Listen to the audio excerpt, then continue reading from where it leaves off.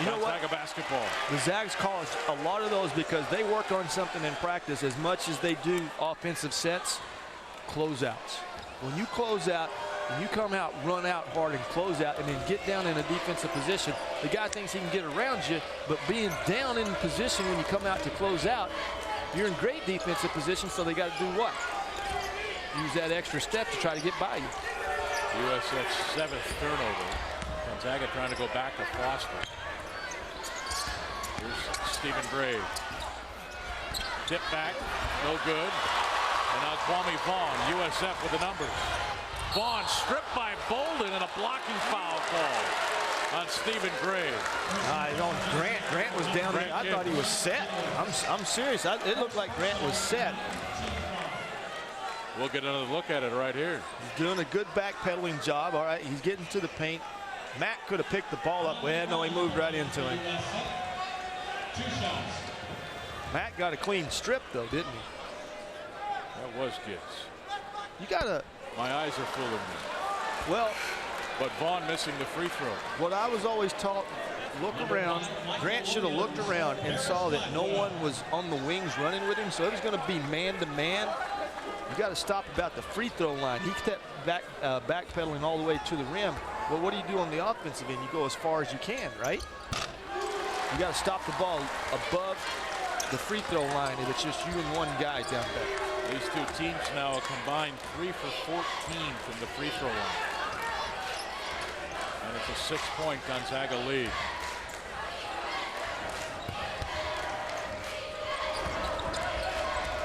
Matt Bolden.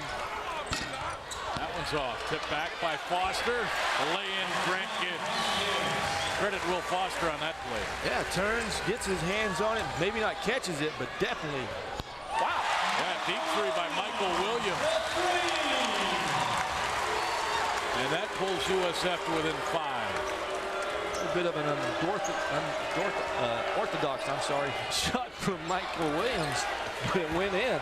That's how much it baffled me that it went in. I couldn't say unorthodox. Stephen Gray, pretty play there, turn around off the glass. 45 seconds to play in the first half.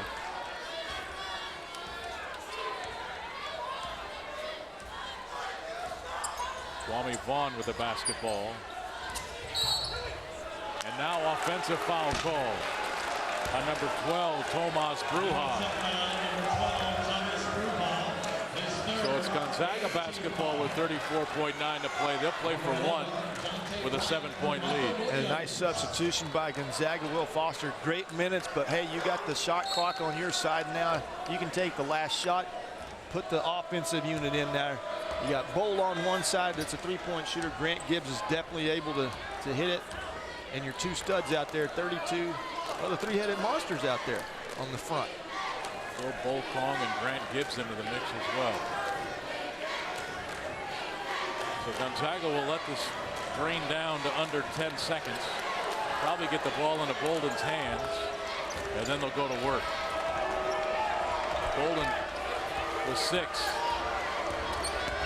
Trying to create space and dribbled right into the double team and traveled.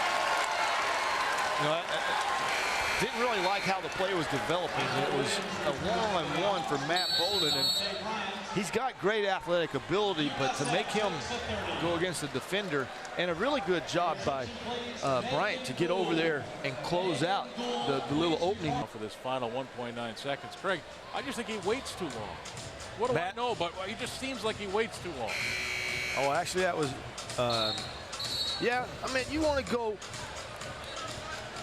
under 10, between 7 and 10. It gives yourself a better chance to get a shot out. What's the problem with scoring with 2 or 3 seconds left?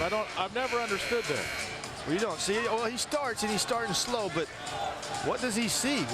I don't see that there's an opening right there. Maybe draw the defense in and then kick it to Grant Gibbs and see if you can get a shot. But if you go at 9 or 10 and you score and there's still 2 or 3 seconds left, you're still putting the opponent at a real deficit, having to go the entire distance with 2 or 3 seconds left. Well, and even if you go that fast, if you go early, you also get an opportunity to rebound. I mean, the idea isn't to shoot the shot at the buzzer.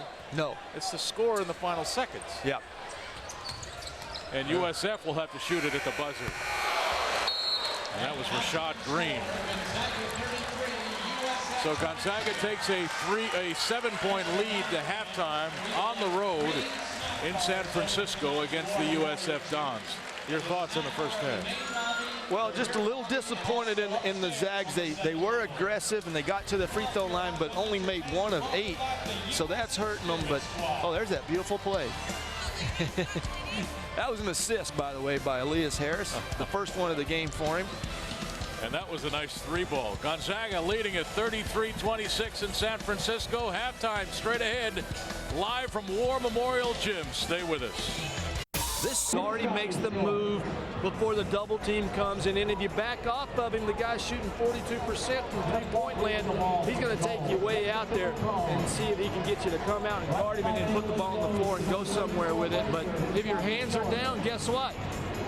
Boom, he'll knock it right down on you. And Elias had a fine first half, along with Robert Zachary. Zachary, I thought, needs to play a little bit stronger. The first shot he took was a weak, like half hook on the block. Now he's putting his body on the guys, swatting them away like flies, and getting himself closer to the rim. And he's got 7 points. Now, he would have played some more minutes, but he also had 2 fouls. And we all know Robert can pick up a third one pretty quick. And got about to get it going. Gonzaga ranked number 13 in the nation, 17-3 their record. And trying to remain unbeaten in West Coast Conference play. I believe the number is 3 times they've done that in the last 10 years. It's an amazing accomplishment in any league. Stephen Gray, the foul as they tried to go inside to Mustafa Dejara.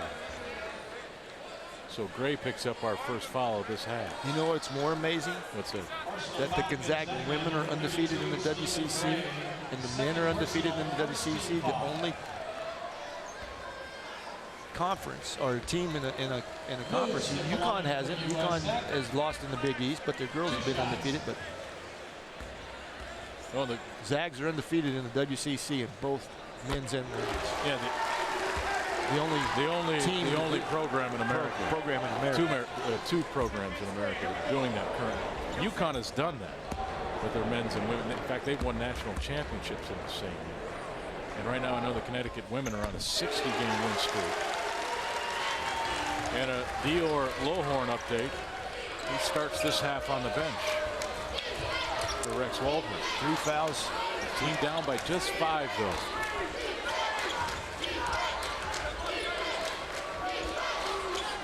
There's Goodson, who was 3 for 3 in that first half for 6 points. You know, the one thing Meach needs to pick up in his game, and I know he doesn't handle the ball that much, but, you know, his assists are, it's just 1.8, and usually your point guard should be a lot better than that. Gray was stripped with just 4 on the shot clock. This is Green at the other end. Missed the lay-in, but that ball was deflected, counted. Yeah, Meach flew in there. 3-point game in San Francisco. Stephen Gray, just like Matt Bolden on that last play of the first half, made a bad decision. He went in right into the heart of the defense. Zachary with the catch from Gray, trying to finish, and the jump hook finds the bucket. Goodness gracious, he had 4 guys all over him. Finally got under control and stepped through and got himself a nice little hook. Zachary now with 9 points. Calerio, 3-ball, that's short. Tipped by Zachary. It'll stay with USF. Angelo Calerio came into this game, as you look at Dior over there, not starting the second half because of 3 fouls, but Calerio, you got to know where he's at. He's a good 3-point shooter. That shot by Green rims out. That was just about true. Bounce pass, Zachary, and he's fouled by Dejara. So Dejara picks up his second personal foul. That's number 1 on USF this half. Well, this is the initial break that the Zags run. The big guy goes down and tries to take up as much real estate in that paint as he could. Mustafa on the backside of Robert, and Robert, he's got you on the backside. He's going to win that battle a lot more than not.